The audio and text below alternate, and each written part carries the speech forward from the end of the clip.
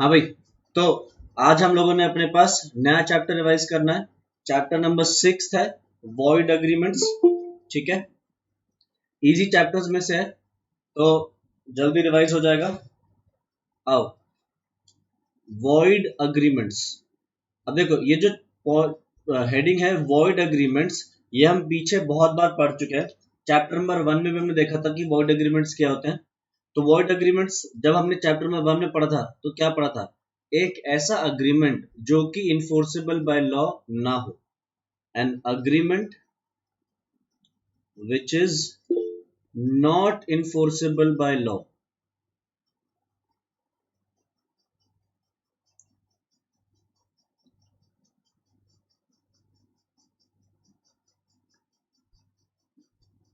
ठीक है, अब ऐसे एग्रीमेंट्स को क्या बोलते हैं हम? Void agreements. तो ऐसे एग्रीमेंट्स इन्फोर्सेबल बाय लॉ क्यों नहीं होते? क्योंकि इनका या तो ऑब्जेक्टिव या फिर जो इसमें कंसिडरेशन होता है इन्वॉल्व, या तो ऑब्जेक्टिव या कंसिडरेशन जो भी कुछ है वो अनलॉफुल है। मतलब लॉ उस ऑब्जेक्टिव को सपोर्ट नहीं करता, या जो कंसिडरेशन दी जा रही है लॉ उसको सपोर्ट नहीं करता। तो इसके बारे में हमने चैप्टर 1 में क्या पढ़ा था कि अगर आपको पहले से पता है कि आप जिस एग्रीमेंट में एंटर कर रहे हो वो वॉइड एग्रीमेंट है, तो इस सिचुएशन में आपने अगर कोई पेमेंट कर दी है या कुछ सामान दे दिया है तो वो आपको वापस नहीं मिलेगा। बट अगर आपको पहले से नहीं पता कि आप जो अग्रीमेंट कर रहे हो वो अनलॉफुल है या वॉइड अग्रीमेंट है, तो इन दैट केस आप अपना सामान वापस ले सकते हो या जो आपने पेमेंट करी हो वापस ले सकते हो। ठीक है, आओ जल्दी से इसको डिटेल में देखते हैं। हमने एक बार वैसे चैप्टर 1 में एक चीज और पढ़ी भी थी कि अगर कॉन्ट्रैक्ट एक्ट स्पेसिफिकली मना कर देता है तो कुछ एग्रीमेंट्स स्पेसिफिकली लॉ के द्वारा बताए जाते हैं एज वॉइड। तो हम उनको देखेंगे कि लॉ ने कौन से एग्रीमेंट्स हैं जिनको स्पेसिफिकली एक्सप्रेसली डिक्लेयर कर दिया है टू बी वॉइड। तो सबसे पहले देखो क्या है, क्या कह रहा है? Unlawful agreements. अनलॉफुल कौन से हैं? वो अग्रीमेंट्स जिनका कंसिडरेशन या ऑब्जेक्टिव अनलॉफुल है।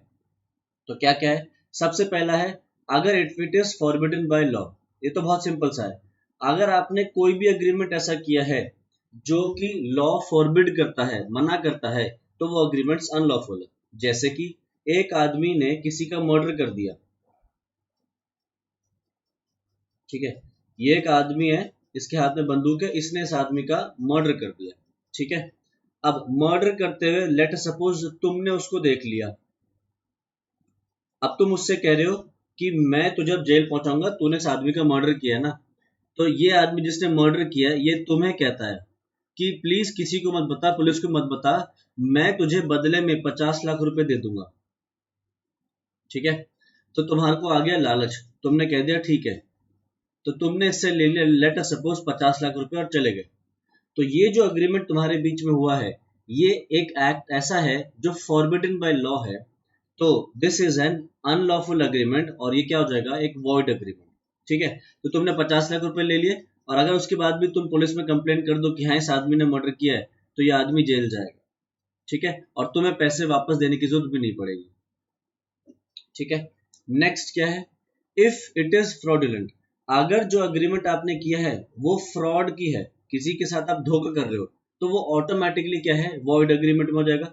ठीक है, तो ये तो एक आई थिंक बेसिक सी चीज है, इसमें ज्यादा डिस्कस करने की जरूरत नहीं है। नेक्स्ट, अगर आपने किसी को इंजरी पहुंचाई है या किसी की प्रॉपर्टी को इंजरी पहुंचाई है, उसको इंजरी पहुंचाने की धमकी भी दे रहे हो, तो उस वो भी क्या है? आपका जो ऑब्जेक्टिव है वो अनलॉफुल है। तो वहां पे भी हम क्या कहेंगे? Agreement becomes void. तो देखो एक सवाल है, A borrowed ₹100 from B. A executed a bond promising to work for B without pay for 2 years, and in case of default agreed to pay interest at a very exorbitant rate and the principal amount at once. A ने B से 100 रुपये उधार लिए और A ने कहा था कि मैं ये 100 रुपये तेरे चुका दूंगा, मैं तेरे साथ 2 साल विदाउट एनी सैलरी काम करूंगा, और अगर मैंने तेरे 100 रुपये नहीं चुकाए तो इस 100 रुपये पे तू मेरे से बहुत ही हाई रेट ऑफ इंटरेस्ट पे वो ले लियो और मैं तुझे तुरंत के तुरंत 100 रुपये चुका दूंगा। तो ये क्या है? आप किसी इंसान को इंजरी पहुंचाने की कोशिश कर रहे हो क्योंकि आप उससे क्या कर रहे हो? एक very high rate of interest charge करने की कोशिश कर रहे हो। ठीक है, तो ये क्या हो गया, एक void agreement. Next, if the court regards it as immoral, बहुत ही सिंपल सी चीज, अगर भाई साहब कोर्ट ने कह दिया आप जो अग्रीमेंट कर रहे हो वो अग्रीमेंट इमोरल है, तो फिर आप कुछ नहीं कर सकते, तो आपको भैया वॉइड अग्रीमेंट मानना ही पड़ेगा क्योंकि कोर्ट ने कह दिया। तो जैसे कि एक एग्जांपल है, A let a cab on hire to be a prostitute knowing that it would be used for immoral purposes, the agreement is void। ठीक। नेक्स्ट क्या है, if the court regards it as oppose to public policy, अगर court ने कह दिया कि ये जो आपने काम किया है ये अपोज टू पब्लिक पॉलिसी है, तो फिर ये अनलॉफुल एग्रीमेंट होकर अपना वर्ड हो जाएगा। अपोज टू पब्लिक पॉलिसी अभी हम अगली 2 मिनट में देखने वाले हैं कि क्या है अपोज टू पब्लिक पॉलिसी, तो अभी के लिए बस इसको ऐसे समझ लो कि अगर कोर्ट ने कह दिया तो अनलॉफुल हो गया, अनलॉफुल होती अपना वर्ड हो गया। और लास्ट, हर वो अग्रीमेंट जिसका ऑब्जेक्टिव या कंसिडरेशन अनलॉफुल है वो क्या है, वॉइड। ये तो हमने सबसे पहले स्टार्टिंग में यही डिस्कस कर लिया था अपने पास, ठीक है। नेक्स्ट आगे देखते हैं, agreements oppose to public policy. कौन सी पॉलिसीज हैं जो पब्लिक पॉलिसी के अगेंस्ट होती है, कौन से अग्रीमेंट्स हैं? तो देखो, कोर्ट डिसाइड करती है कौन सा agreement oppose to public policy है। अब कोर्ट के लिए बहुत मुश्किल होता है ये डिसाइड करना कि कौन सा matter oppose to public policy है या नहीं, क्योंकि उसके अंदर आम जनता बहुत ज्यादा मैसिव स्केल पे अफेक्ट होती है। तो जब भी कोई कोर्ट ऐसा अग्रीमेंट डिसाइड करती है कि अपोज टू पब्लिक पॉलिसी, तो बहुत ही सोच समझ के और अच्छे से सुनवाई लोगों की बातें सुन के डिसाइड करेगी कि ये matter oppose to public policy है या नहीं, ठीक है। अब देखो इसके ऊपर वो पॉइंट्स क्या है। तो सबसे पहला क्या है जो अपोज टू पब्लिक पॉलिसी है, agreements for trading with the enemy during war. ये हमने पॉइंट उसमें भी देखा है जब हमने चैप्टर नंबर 4 का रिवीजन किया था, कैपेसिटी ऑफ पार्टीज, जिसमें हमने पढ़ा था कि डिस्क्वालिफाइड पर्संस होते हैं कुछ जिनके साथ कॉन्ट्रैक्ट नहीं कर सकते, उनके अंदर हमने पढ़ा था एलियन एनिमी। तो जब हम किसी देश के साथ जंग पे हैं तो उस देश के किसी भी सिटीजन के साथ हम कोई भी कॉन्ट्रैक्ट नहीं कर सकते, तो वो क्या हो गया, वॉइड अग्रीमेंट हो गया। नेक्स्ट, अग्रीमेंट्स फॉर स्टाइफलिंग मतलब सप्रेसिंग प्रोसिक्यूशन। अगर आपने किसी कोई एग्रीमेंट किया है जहां पे आप किसी पे केस होने से रोक रहे हो, जैसे अभी मर्डर वाला एग्जांपल लिया था कि तुमने किसी का मर्डर होते हुए देख लिया, तुमने मर्डरर से 50 लाख रुपए ले लिए और कहा कि मैं किसी को नहीं बताऊंगा, तो आपने क्या किया, एक प्रोसिक्यूशन, एक केस होने को केस को दबाने की कोशिश करी। तो अगर ऐसा कोई अग्रीमेंट करोगे तो वो अग्रीमेंट क्या है, वॉइड है। Next, agreements of champerty and maintenance. Champerty and maintenance basically क्या है, ये ब्रिटिश टर्म्स हैं और ये ब्रिटिशर्स के टाइम पे आए थे। अब देखो जल्दी से देखते हैं कि चैम्पटी और मेंटेनेंस क्या है। ये देखो, तो जल्दी से डिस्कस कर लेते हैं, चैम्पटी क्या है, मेंटेनेंस क्या है। लेट सपोज इस आदमी ने तुम्हारे साथ कुछ गलत किया, कॉन्ट्रैक्ट के अंदर अपना प्रॉमिस तोड़ा, तुम्हें कुछ सामान देना था नहीं दिया और तुम्हारे से पैसे भी ले लिया, पैसे भी नहीं दे रहा और तुम फंस गए हो।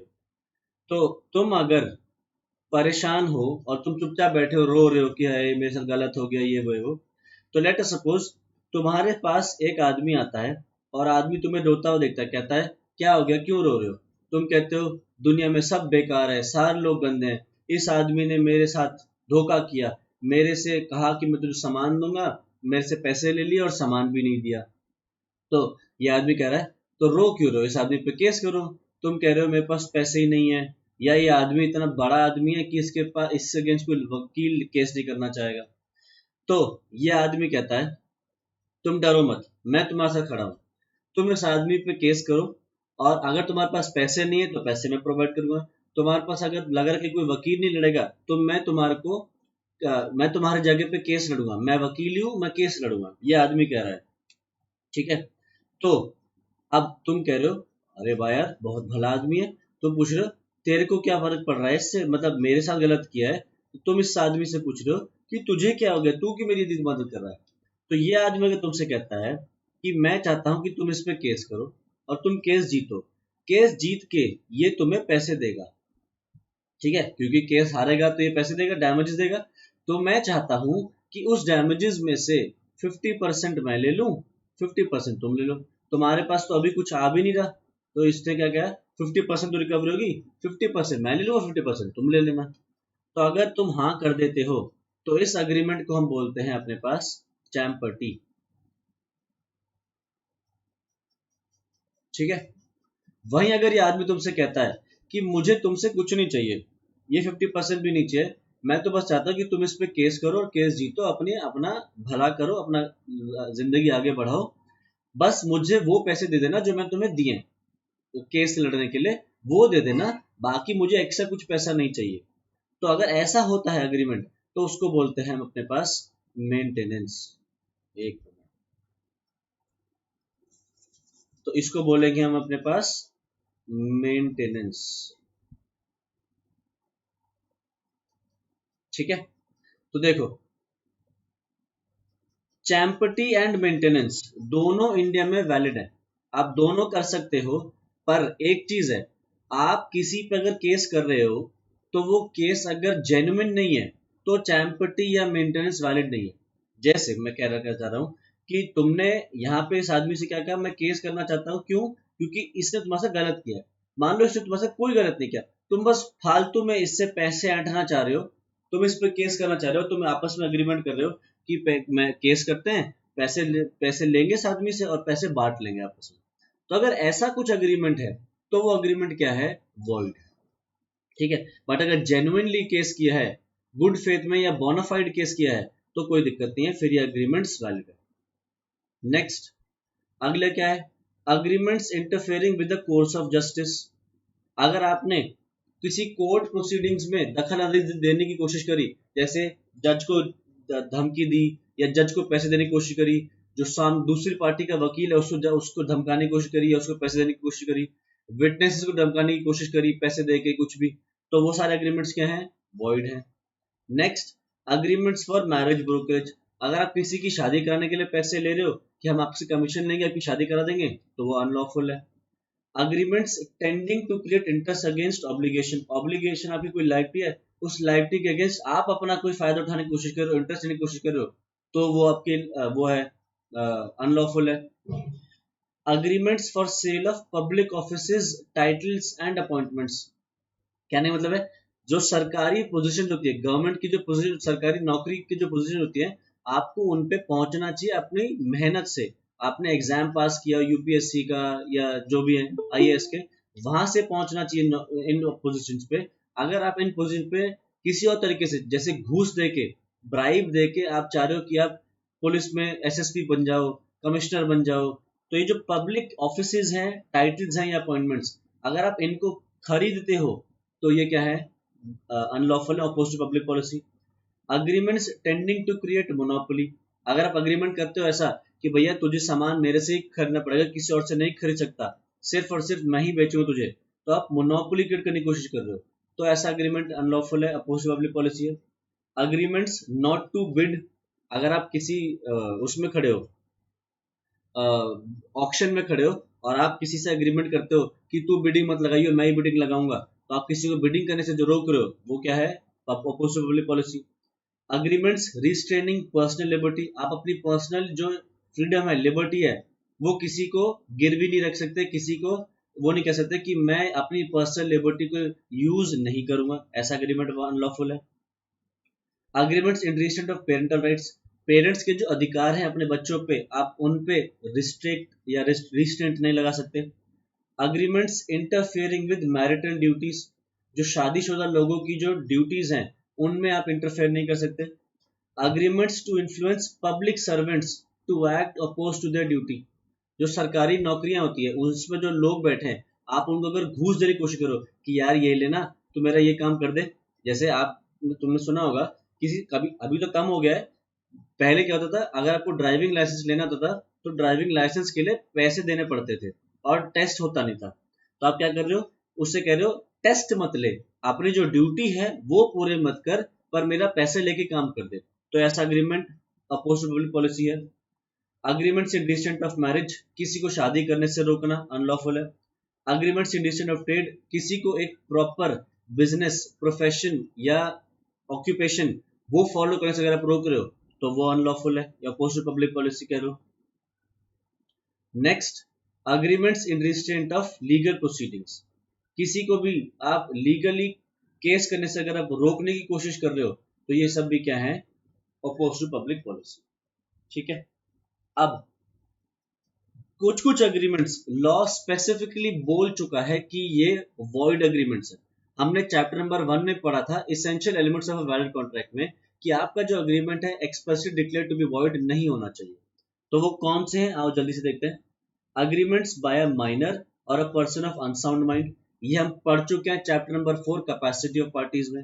Next, agreements made under a bilateral mistake of fact material to the agreement, ये भी हम पढ़ चुके हैं। मिस्टेक हमने पिछला चैप्टर जो फ्री कंसेंट पढ़ा था उसमें था ये।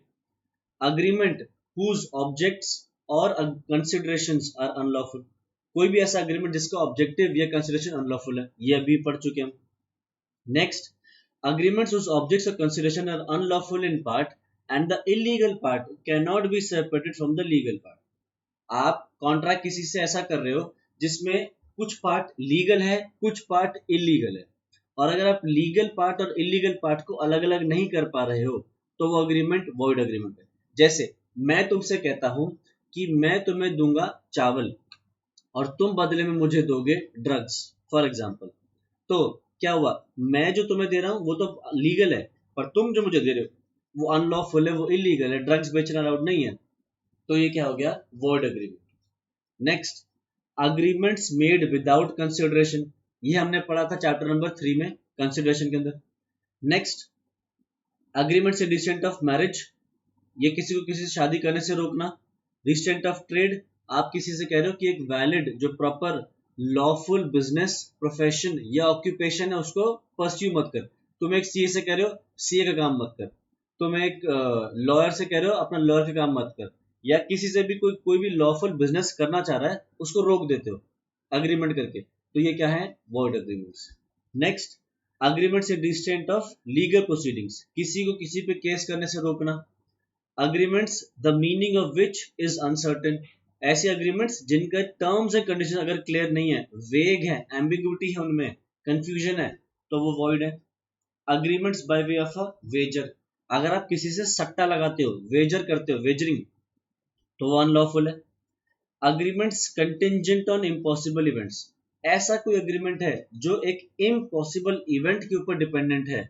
जैसे मैं तुमसे कह रहा हूं कि अगर तुम मुझे भगवान दिखा दो तो मैं तुम्हें अपनी सारी प्रॉपर्टी दे दूंगा, तो ये क्या हो गया, एक इवेंट के ऊपर डिपेंडेंट हो गया कि भगवान अगर दिखेंगे, पर वो एक इम्पॉसिबल इवेंट है, तो ये क्या हो गया, वॉइड अग्रीमेंट। और last, agreements to do impossible acts, अगर आप किसी से कह रहे हो कि कोई ऐसा काम करो जो इम्पॉसिबल है, तो वो अग्रीमेंट भी क्या है, वॉइड। ठीक है, अब हमने काफी तो पहले पढ़ ली होता है, यहां से लेके यहां तक, ये वाले जो है ये पहले पढ़ रखे हैं, जो छठा सातवां आठवां नौवां, ये सारी चीजें अब डिस्कस करते हैं एक बार डिटेल में। तो क्या कह रहा है, सबसे पहला है agreements in restraint of marriage. आप एक जो बालिक लड़का है बालिक लड़की है उनको शादी करने से आप नहीं रोक सकते।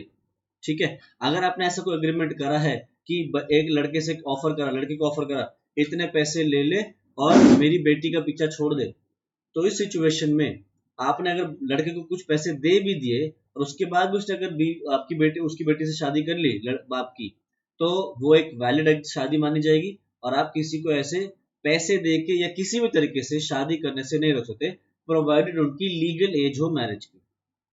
ठीक है, next, agreements in distant of trade, अगर आप किसी को एक valid trade business occupation follow करने से अगर आप रोकते हो तो वो भी अग्रीमेंट क्या है, वॉइड है। ठीक है, नेक्स्ट, इसके कुछ एक्सेप्शंस होते हैं, देख लीजिए जल्दी से। एक्सेप्शंस क्या है, सेल ऑफ गुडविल, अगर एक आदमी अपना बिजनेस किसी को बेच के जा रहा है तो उसमें वो गुडविल भी बेचेगा अपनी। तो अगर एक आदमी ने अपनी गुडविल बेची है तो जो खरीद रहा है, जो बायर है, वो सेलर के ऊपर ये डिसीजन ला सकता है कि वो सिमिलर टाइप ऑफ बिजनेस नहीं करेगा with in a reasonable time and a reasonable place. ठीक है, प्रोवाइडेड वो जो रिस्ट्रिक्शन लगा रहा है वो रीजनेबल होनी चाहिए। जैसे फॉर एग्जाम्पल,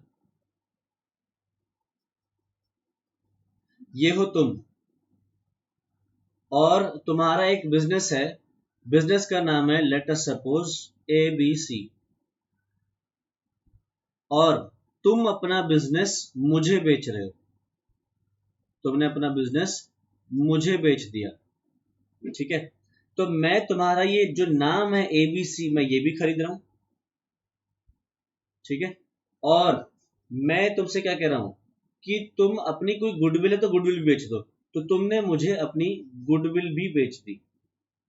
अकाउंट्स में पढ़ाया जाता है पार्टनरशिप पे गुडविल क्या है, तो मैं उसको डिस्कस नहीं कर रहा हूं। तो तुमने यहाँ पे अपनी गुडविल भी मुझे बेच दी। अब मेरे पास ये अधिकार है कि मैं तुम्हें ये कह सकता हूं कि अब मैंने तुम्हारा बिजनेस पूरी तरह खरीद लिया है, तो तुम अगले 3 साल तक, 2 साल तक, जो भी मैं जितना भी ठीक लग रहा है, ये सिमिलर बिजनेस नहीं कर सकते। या मैं कह सकता हूँ तुम ये सिमिलर बिजनेस नोएडा में कहीं भी नहीं कर सकते, नोएडा दिल्ली या दिल्ली एनसीआर में कहीं नहीं कर सकते। तुम्हें कहीं करना है तो कहीं और बाहर जाके कर लो, दिल्ली एनसीआर में नहीं कर सकते। तो मैं ऐसी रिस्ट्रिक्शंस लगा सकता हूँ, मैं तुम्हें काम करने से रोक रहा हूँ, बट ये रिस्ट्रिक्शन रीजनेबल है क्योंकि मैं तुम्हारे से तुम्हारी गुडविल खरीदी है, और मैं जो रिस्ट्रिक्शन लगा रहा हूँ वो रीजनेबल है। मैंने तुमसे ये नहीं कहा कि तुम जिंदगी भर ये बिजनेस नहीं कर सकते, या मैंने तुमसे ये नहीं कहा कि तुम दिल्ली एनसीआर के बाहर भी बिजनेस नहीं कर सकते। रिस्ट्रिक्शन लगाई है, बट रिस्ट्रिक्शन एक छोटे टाइम पीरियड के लिए, रीजनेबल टाइम पीरियड के लिए, या फिर एक रीजनेबल प्लेस तक के लिए, ठीक है। अच्छा, आगे देखते हैं।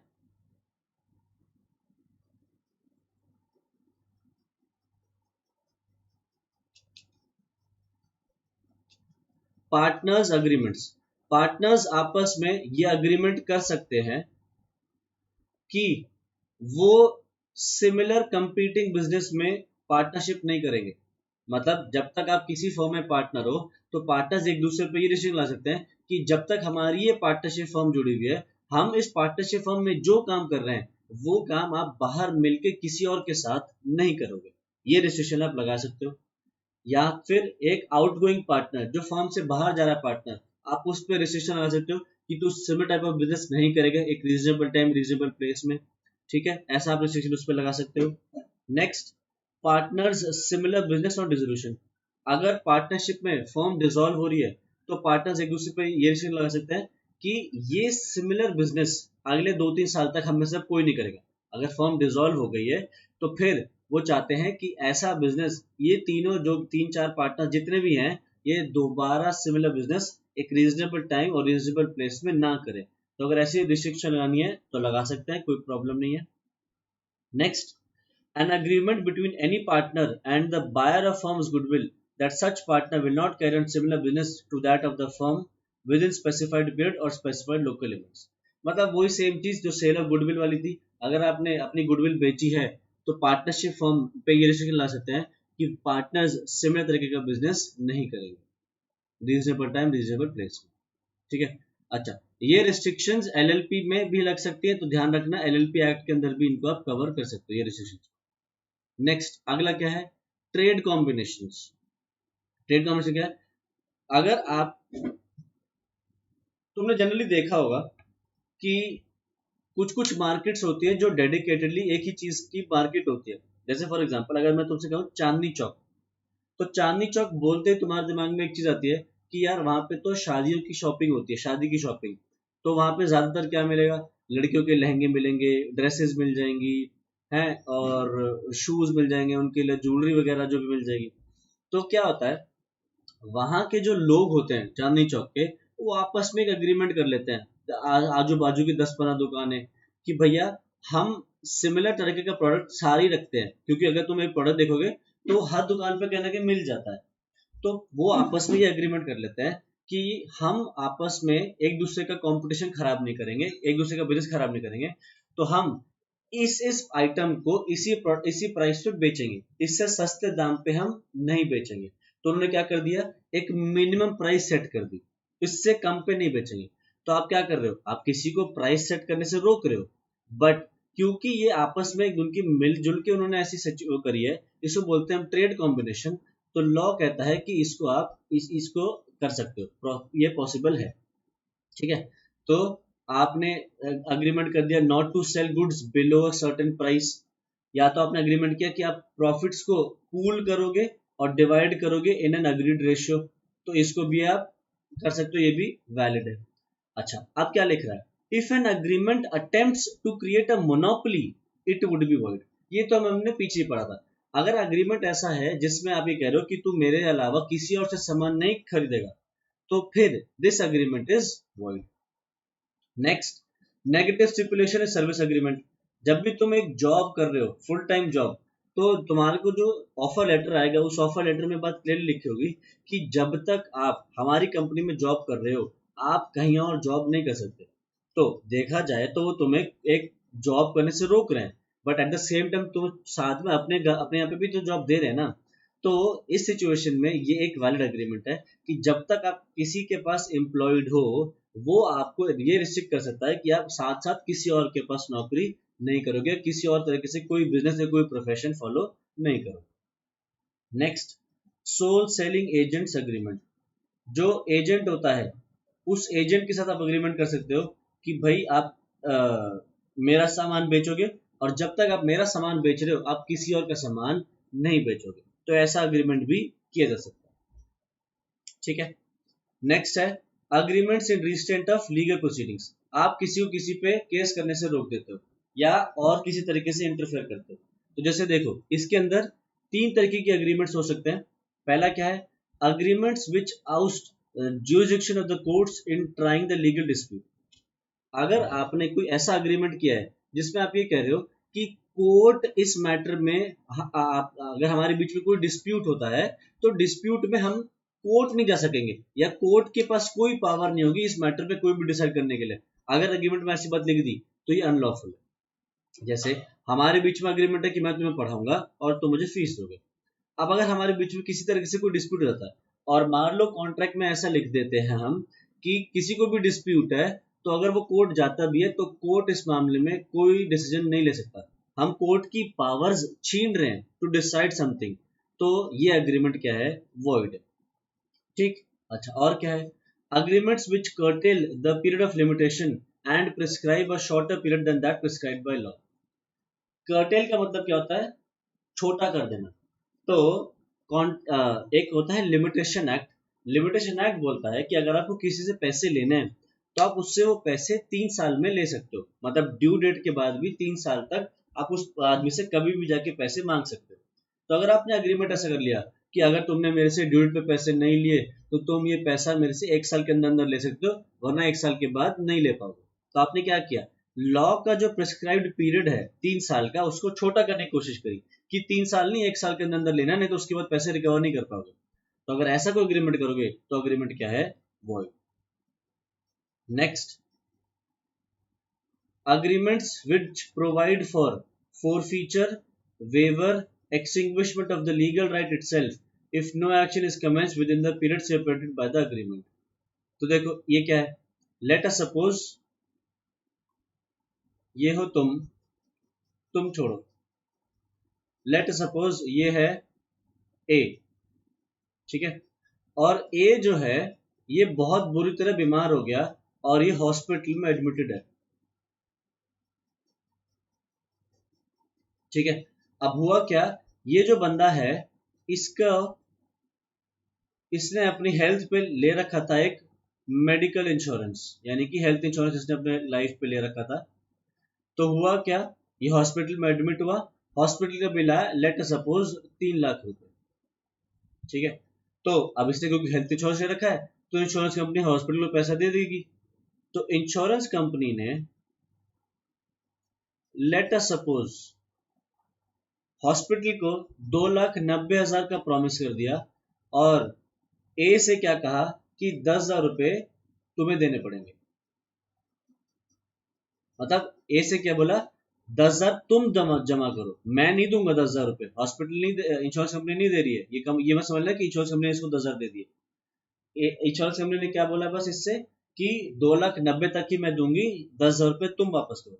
ये कह रहा है क्यों दोगे, मेरी पॉलिसी तो 5 लाख रुपए की है, तो 3 लाख क्यों नहीं दे रहे हो, 10,000 क्यों मेरे को दे रहे हो। वो कह रहे हैं इसमें कुछ ऐसे खर्चे हैं जो हम नहीं देते हैं, ये हमारी पॉलिसी में नहीं है, ये झगड़ा हो रहा है। तो देखो अब ए जो है ऐसे तो नहीं करेगा कि भैया हॉस्पिटल से निकला ही और आती मेडिकल इंश्योरेंस कंपनी के पीछे पड़ जाएगा। भैया हॉस्पिटल से आया, तबियत खराब होगी तो थोड़ा आराम आराम करेगा कुछ 2-3 दिन 4 दिन।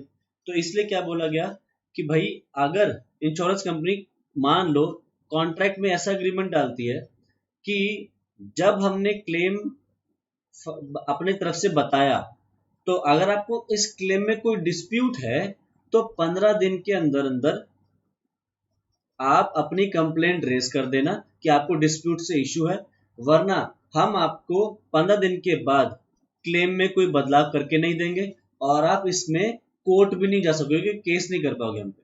मान लो इंश्योरेंस कंपनी ऐसा कॉन्ट्रैक्ट में लिख देती है, तो यहाँ पे इंश्योरेंस कंपनी क्या कह रही है, उन्होंने बोला है एक 15 दिन के अंदर अंदर हमारे क्लेम को, अगर आप क्लेम को डिस्प्यूट है तो अपनी कंप्लेंट रेज कर दो, नहीं तो आप केस नहीं कर पाओगे।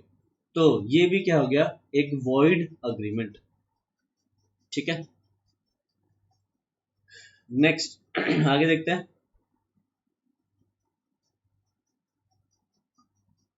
अगर आपने कोई केस को अग्रीमेंट उसमें डाल दिया, आर्बिट्रेशन में डाल दिया, मान लो आपके बीच में दो पार्टीज के बीच में कोई डिस्प्यूट है और वो डिस्प्यूट रिजॉल्व नहीं हो रहा, तो एक ऑप्शन तो है कि कोर्ट चले जाओ। दूसरा ऑप्शन ये है, आप मिलजुल के एक थर्ड पर्सन को चूज करो जो आप दोनों की बातें सुनेगा और डिसाइड करेगा कि कौन ठीक है, तो उस बंदे को बोलते हैं हम आर्बिट्रेटर। तो अगर आपका पास्ट में कोई डिस्प्यूट है, पास्ट में हुआ है, और आप उस केस को कोर्ट ले जाने की जगह आर्बिट्रेटर के पास ले जाना चाहते हो, तो ऐसा अग्रीमेंट वैलिड है। या अगर आपका फ्यूचर में कोई डिस्प्यूट हो सकता है, तो आप पहले से डिसाइड करके रखते हो कि हम इस मैटर को कोर्ट ले जाने से पहले आर्बिट्रेटर के पास ले जाएंगे, तो अगर ऐसा कोई अग्रीमेंट करते हो तो वो भी वैलिड है। ठीक है, next, agreements with uncertain meanings. अगर आपने कोई भी अग्रीमेंट ऐसा करा है जिसके टर्म्स एंड कंडीशंस में अनसर्टेनिटी है, क्लैरिटी नहीं है, तुम गए दुकान पे, दुकानदार से बोला कि भैया मुझे तेल दे देना, घर पे भिजवा देना, मम्मी ने तेल मंगवाया। अब कौन सा तेल तुम बता के नहीं गए, खाने का तेल, सरसों का तेल, refined oil, palm oil, massage का तेल, कौन सा तेल, हेयर ऑयल, बता के नहीं गए, तो ये क्या हो गया, अनसर्टेन हो गया, या कोई कंफ्यूजन रह गया, तो ये क्या है, वॉइड अग्रीमेंट है। Next, agreement by way of a wager. Wager का मतलब क्या है, सट्टा लगाना। तो जहां पे आप कहते हो, अपने दोस्त से लगा देते हो ना, शर्त लगा लेते हो, आज 100 रुपए की शर्त लगी, बारिश होगी, तो दूसरा दोस्त कह रहा है नहीं देख ले कहाँ बारिश होगी, धूप है कितनी, तो ये क्या हो गया, एक वेजिंग अग्रीमेंट हो गया। तो वेजिंग अग्रीमेंट अगर आपने करा है तो वो क्या है, वॉइड है। तो जल्दी से इसके ऊपर इसके कैरेक्टरिस्टिक जल्दी से देख लेते हैं। कैरेक्टरिस्टिक्स क्या है, इसके अंदर कंसिडरेशन क्या है, पे मनी और गेट मनी, या फिर आगे लिख सकते हो और मनीज वर्थ। इसमें आपका जो बेसिक एम होता है वो पैसे जीतना या हारना होता है, या पैसे या कोई सामान जीतना हारना होता है, उसके अलावा किसी तरीके से कोई और वो नहीं होता इसमें आपका मोटिव। ठीक है, तो पहला चीज होगी। दूसरी चीज ये देखो होगी, there is no interest other than losing और विनिंग मनी। पैसे जीतने हारने के अलावा आपको कोई इंटरेस्ट नहीं होता। पैसा कब पे किया जाएगा, जब वो इवेंट या तो हो जाएगा या इवेंट नहीं होगा, तो बारिश होगी या तो नहीं होगी, उस हिसाब से डिसाइड होगा पैसे कब देने। Next, agreement depends on a future and uncertain event. ध्यान रखना, जो इवेंट हो रहा है वो इवेंट फ्यूचर का होना चाहिए और वो इवेंट अनसर्टेन होना चाहिए। ऐसा ना हो कि मान लो लेटर सपोज तुम क्रिकेट मैच में सट्टा लगा रहे हो, पर क्रिकेट मैच पास्ट में हो चुका है। जैसे मान लो अभी हम जैसे 2022 में बैठे हैं, मान लो 2011 के वर्ल्ड कप का आप सट्टा लगा रहे हो कि 2011 में जो वर्ल्ड कप हुआ था उसमें सट्टा लगाए, तो फिर आपने वहां जो सट्टा लगाया वो सट्टा काउंट नहीं होगा, क्योंकि आपने एक पास्ट इवेंट को किया है और अनसर्टेन नहीं, एक सर्टेन इवेंट, डिसीजन उसमें फाइनल है कि कौन जीता कौन हारा डिसाइड हो चुका है पहले से, तो फिर वहां पे वो उसको वेजरिंग नहीं मानेंगे। Next, the essence of gaming and wagering is that one party is to win and the other is to lose। इसमें बेसिक एक ही चीज होगी, एक पार्टी जीतेगी और दूसरी पार्टी हारेगी। दोनों में से किसी भी पार्टी का इवेंट के ऊपर कोई कंट्रोल नहीं होना चाहिए। कि जैसे बारिश के ऊपर सट्टा लगा दिया, तो बारिश ऐसा तो है नहीं कि तुम में से या हम में से कोई कर सकता है, वो तो अपने ऊपर है, नेचर के ऊपर है, तो इसके ऊपर आपका कोई कंट्रोल नहीं होना चाहिए। और अगर आप अग्रीमेंट करते हो कि प्राइस डिफरेंसेस पे करोगे वेजरिंग अग्रीमेंट में, तो वो वॉइड है, वरना कमर्शियल ट्रांजैक्शंस वैलिड है। मतलब आप सट्टा लगा रहे हो कि भैया इस चीज का दाम अगर इतना बढ़ गया तो जितना भी बढ़ा है उतने की शर्त लगी, उतने मैं तुझे दे दूंगा। तो अगर आप प्राइस डिफरेंसेस पे करने की बात कर रहे हो तो वो क्या है, वॉइड है, बट कुछ कुछ कमर्शियल ट्रांजैक्शंस हैं जो अलाउड है, उनको आप कर सकते हो, जैसे कि शेयर मार्केट में भी होता है। ठीक है, तो शेयर मार्केट में अब अगर आप इंट्राडे करते हो तो उसमें शेयर की खरीदने और बेचने में कुछ नहीं होता। इंट्राडे ट्रांजैक्शन में क्या होता है, आप शेयर ना तो खरीदते हो ना बेचते हो, बस उसका जो प्राइस डिफरेंस होता है खरीदने और बेचने में, जो प्रॉफिट एलिमेंट होता है सेलिंग प्राइस और कॉस्ट प्राइस में, बस आप वो ले लेते हो, उसको लॉ अलाउ करता है, तो इसलिए बोलते हैं कमर्शियल ट्रांजैक्शन वैलिड है। बट कुछ और भी है जो जो जो कमर्शियल नहीं है वो वैलिड नहीं मानी जाएगी, वो वॉइड रहेंगे। नेक्स्ट, एक्सेप्शंस में देखो, सबसे पहले तो शेयर आ गया, ये तो हम डिस्कस कर लिया। नेक्स्ट है गेम्स ऑफ स्किल। अगर कोई गेम्स हैं जिसमें स्किल इन्वॉल्व है, आपका खुद का दिमाग चलेगा, तो इस केस में वो अग्रीमेंट्स वॉइड नहीं होंगे। जल्दी से इसको एक बार पढ़ लो।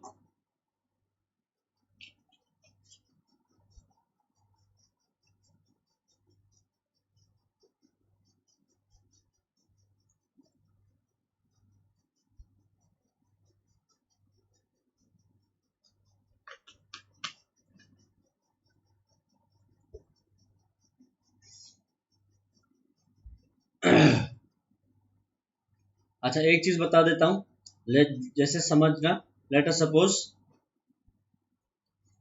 न्यूज़पेपर में सुडोकू आया। ठीक है, आता होगा सुडोकू, देखा होगा। तो उसमें लिखा है जो जो भी सुडोकू को सॉल्व कर देंगे वो अपना आंसर इस पते पे भेज दें और लकी विनर्स को प्राइज मिलेगा, लेट अस सपोज। तो ये जो होता है इसको हम लॉटरी बोलते हैं।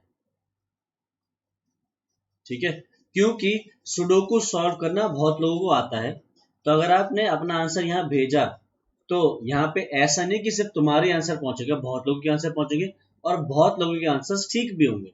तो फिर उनमें से किसी एक को चूज करना प्राइज कि भैया वो जीता है, वो क्या है, लॉटरी है।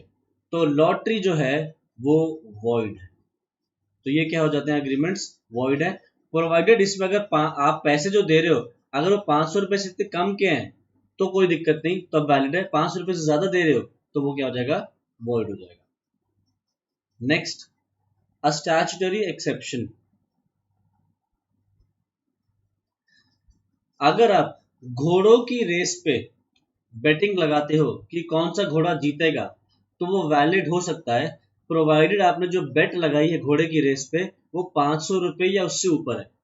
मतलब 500 रुपए से कम की शर्त लगाई कि कौन सा घोड़ा जीतेगा, तो आप इसको अग्रीमेंट को बोलोगे वॉइड। बट 500 रुपए या 500 रुपए से ऊपर का सट्टा लगाते हो घोड़े की जीत रेसिंग पे, तो वैलिड माना जाएगा।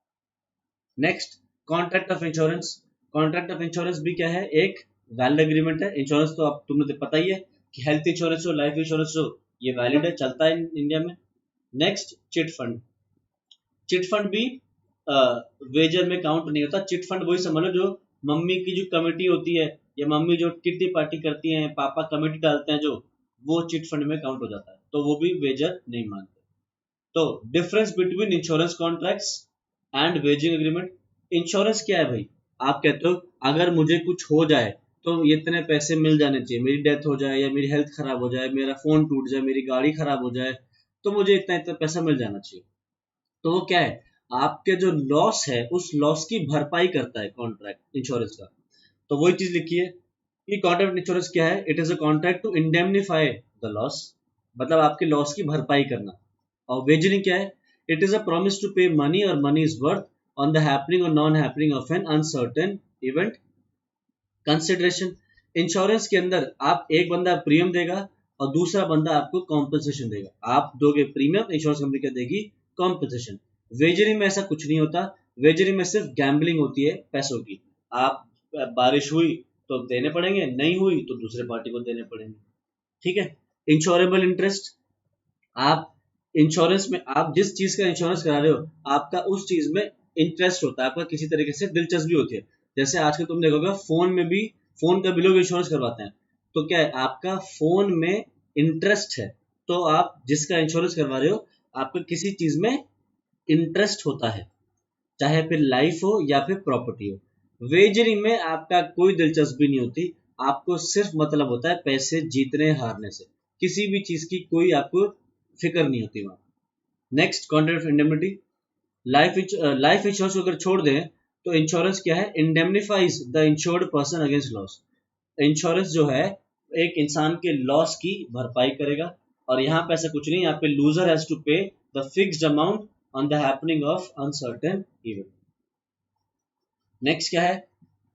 कॉन्ट्रैक्ट ऑफ इंश्योरेंस वैलिड है, लॉ इसको एनफोर्स करता है, ये वॉइड है और ये अनएनफोर्सेबल है। वेजरिंग। Next, premium. प्रीमियम जो है कैलकुलेट किया जाता है एक साइंटिफिक तरीके से, और एक एक्चुअली तुमने सुना होगा एक प्रोफेशन है, तो एक्चुअली कैलकुलेट करता है कि क्या प्रीमियम रहेगा और किस तरीके से कंपनी रिस्क उठाएगी। बट वेजरिंग में किसी भी तरीके से कोई लॉजिकल कैलकुलेशन नहीं होता, आप बस ऐसी मुंह उठा के चला देते हो, लगी 100 की, लगी 2-2 लाख रुपए की, कुछ भी, तो उसके अंदर कोई कैलकुलेशन नहीं होता, बस ऐसे ही रैंडम मुंह उठा के जो मुंह में बोला बोल दिया। पब्लिक वेलफेयर के लिए होती है इंश्योरेंस कंपनीज या इंश्योरेंस, और ये पब्लिक वेलफेयर के अगेंस्ट होती है। ठीक है। Next, effect of wagering. अगर आपने वेजरिंग एग्रीमेंट किया है तो वेजरिंग एग्रीमेंट वॉइड होता है। ठीक है।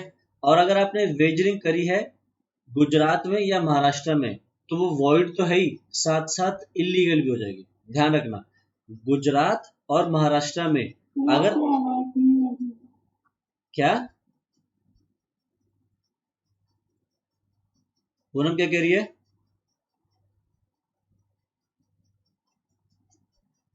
अगर आपने गुजरात या महाराष्ट्र में किसी भी तरीके से कोई भी वेजिंग एग्रीमेंट किया है तो वो वेजिंग एग्रीमेंट वॉइड होने के साथ साथ इलीगल भी है। जैसे कि क्रिकेट मैच में सट्टा लगा दिया। बट अगर आप किसी और स्टेट में करते हो कोई वेजिंग एग्रीमेंट तो वो सिर्फ वॉइड है, वो इलीगल नहीं होगा। ठीक है।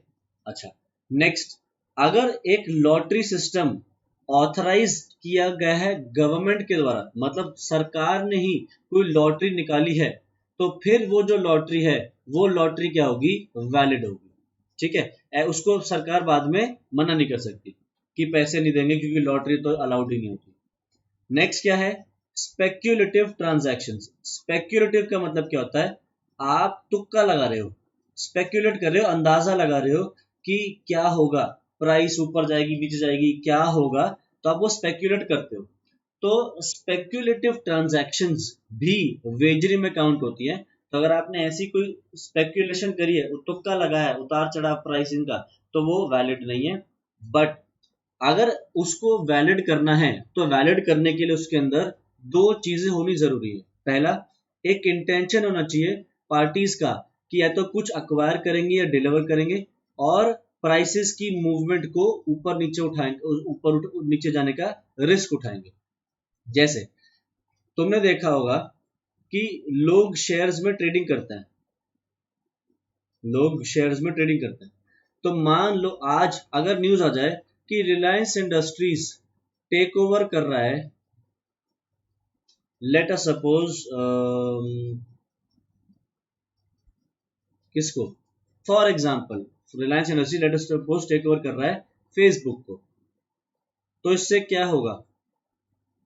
रिलायंस इंडस्ट्रीज के चांसेस हैं कि अगले दिन शेयर बढ़ जाएंगे, और फेसबुक के भी शेयर हो सकता है बढ़ जाए। तो आप एक स्पेक्यूलेशन लगा रहे हो, तुक्का लगा रहे हो कि चांसेस है कि शेयर के प्राइस बढ़ जाएंगे। तो अगर आप ये तुक्का लगा रहे हो यार शेयर का प्राइस बढ़ेगा तो मैं आज ही खरीद लेता हूँ या कल जल्दी से जल्दी पहले खरीद लूंगा, तो वो क्या कर रहे हो? स्पेक्यूलेशन लगा रहे हो, और एट द सेम टाइम आप कुछ सामान ले भी रहे हो। तो ये जो स्पेक्यूलेशन है ये ठीक है, ये वैलिड है। बट अगर आप सिर्फ प्राइस डिफरेंसेस को ही बता रहे हो कि ऊपर नीचे होगा और सिर्फ पैसे जीतने की कोशिश कर रहे हो उस बीच से, तो फिर वो वैलिड नहीं है, उसको सरकार उसको वॉइड बोल देगी। ठीक है। नेक्स्ट क्या है? रेस्टिट्यूशन। ये रेस्टिट्यूशन हमने पहले पढ़ा हुआ है, उसका मतलब क्या है? Giving back. तो हमने ये बात पहले ही पढ़ ली थी चैप्टर नंबर 1 में। अगर आपको पहले से पता है कि जो आप अग्रीमेंट कर रहे हो वो वॉइड है, तो इस सिचुएशन में आपने जो भी सामान दिया है वो आपको वापस नहीं मिलेगा।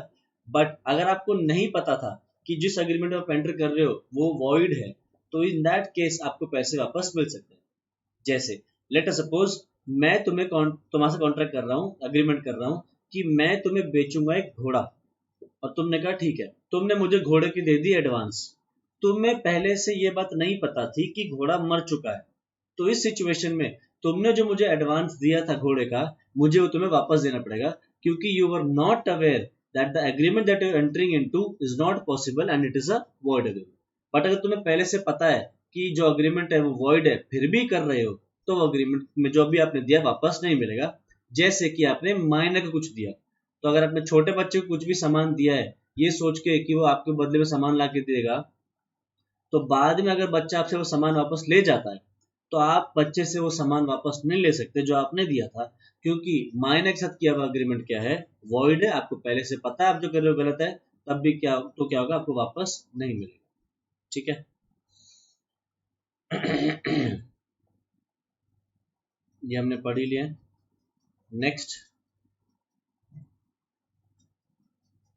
बस हो गया। ये वही है जो मैंने अभी डिस्कस किया है। अगर आपको पहले से पता है तो उस केस में आपको कुछ भी रिकवरी नहीं होगी। बट अगर आपको नहीं पता कि आप जो अग्रीमेंट कर रहे हो वो वॉइड है, तो इस सिचुएशन में आपको सामान आपको दिया, आपने जो भी दिया वो वापस मिल सकता है। Restitution is possible. ठीक है। तो बस इतना सही था हमारा ये वाला चैप्टर।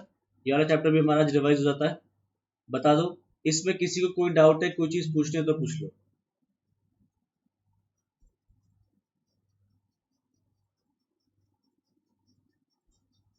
कोई डाउट किसी को? ठीक है, तो आज फिर इतना ही रखते हैं। ठीक है, इसके आगे नेक्स्ट क्लास में रिवाइज करेंगे नया chapter. Thank you so much, bye bye.